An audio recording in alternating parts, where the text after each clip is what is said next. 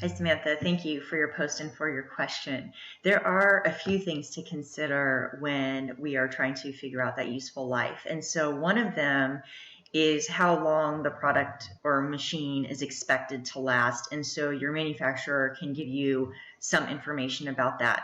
Sometimes it's not the amount of time it's expected to last per se, but the amount of volume that a machine can handle. And so as a loose example of that, something like running shoes, people say last about 500 miles. And so if you only run 1 mile a month, your shoes are going to last you a really long time. And so we have to consider that.